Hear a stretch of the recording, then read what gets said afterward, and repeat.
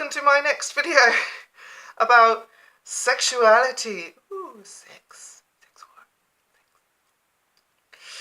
And my particular sexuality. Now, my sexuality is and always has been that I'm attracted to males. I'm attracted to men. I kind of lament that sexuality sometimes because men are kind of dorks, really. But I do like the mans. I am very sexually attracted to them and only them exclusively. Sorry. If it was a choice, if I could choose, good lord, I wouldn't care. I would very much like to be pansexual. I would very much be on the bandwagon of men, women, non-binary, anybody else, maybe hot-looking aliens, who knows. But the point is, it's not a choice. I can't choose that. I can't change that. So, what does that mean? Well, from a very young age, I liked boys. My crushes were all on boys. There was, my first crush was a boy in my class. He never knew about it. I never told anyone about it. I'm not going to say anybody's names. No. But I did secretly like him from afar, and this was, I must have been about 8, all the way up to about 11, yeah. Must have been about 8 or 9, going up to 11. Which is kind of hard and horrible to deal with an unrequited feeling for that long. But then school was also there trying to teach me how to spell and, you know, understand science and things, so that can distract me a bit. So yes, then my first TV personality crush was, and this is really dorky, but I was heavily into Power Rangers when I was a child, and my first crush was Billy the Blue Ranger, played by, and after a little bit of research, David Yost, who played that character, turns out he was gay. Yep.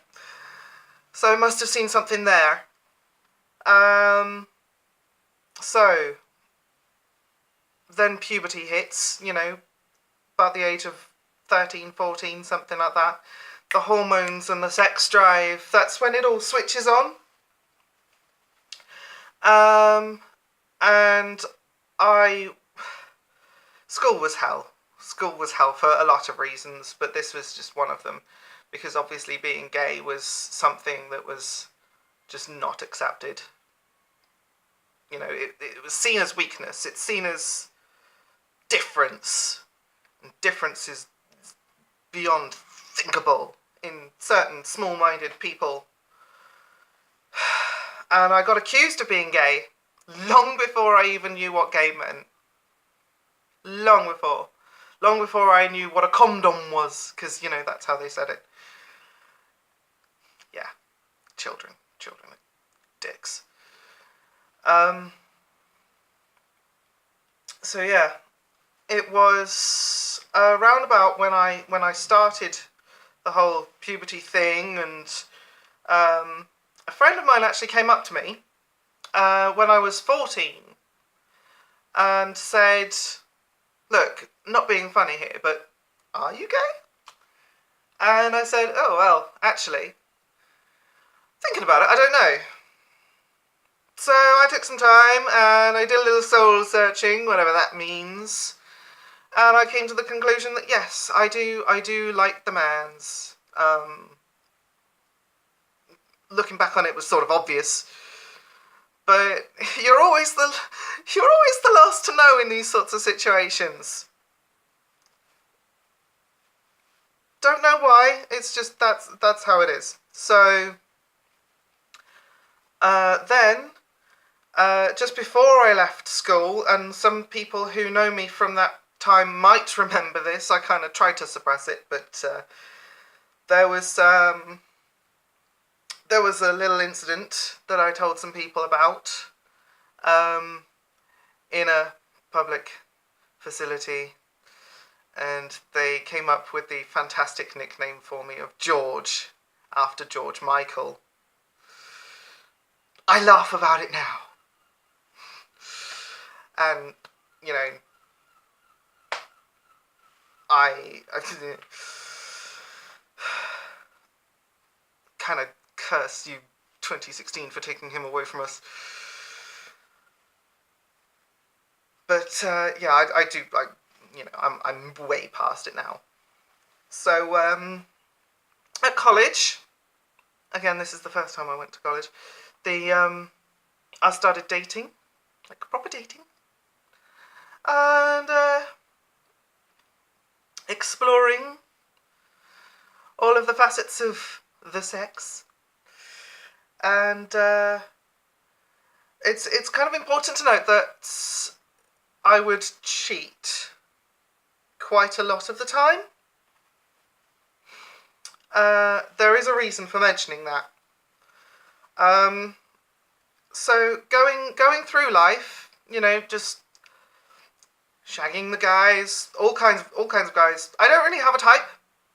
I do have certain types that I am more attracted to than others, but I won't disqualify anyone from, you know, being with me just for being a certain type.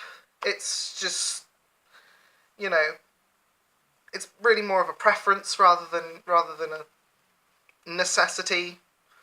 I've had all kinds of boyfriends, twinks, bears, older, younger, black, European. I've seen a lot of D. I really have. Now, I went off relationships for a long time because I had a very particularly bad breakup when I was about 22. And after that I was just free and single, you know, shagging whoever, not getting heavily involved with anyone, and that was sort of fine. Then after I moved to Taunton, I met somebody and we had a relationship for a while, and it was a good relationship, but certain circumstances happened. It sounds worse than it was. I saw something happen in front of my eyes, realised I needed that. And it turns out that while my feelings for this particular person hadn't changed, I couldn't give him what he wanted, and he couldn't give me what I wanted, because he's very much into the monogamy paradigm and I'm very much against the monogamy paradigm, which explains why I used to cheat, because I'm also poly, which is just another confusing aspect of sexuality. So yeah, when it comes to sex and dating and relationships, it's all been kind of difficult to navigate. But the one thing I will say is that I find it really necessary to be upfront. I was upfront about the fact that, you know, I'm trans. I was upfront about the fact that I had feelings of needing to see other people, and eventually those feelings just won out. Doesn't mean anything else changed in you know, in terms of feelings, but God, people are going to see this. My friends are going to see this, and they're going to, you know. So then the final thing I want to touch on is about other trans people, dating other trans people, and what that means. Well, honestly, I don't know. Could I ever date a trans guy? I don't know. I've not been in a position where I like what, you know, like a man who is trans, and he also likes me back. Never been in that situation. There are one or two that I find cute, but they're either not available or they're not into me.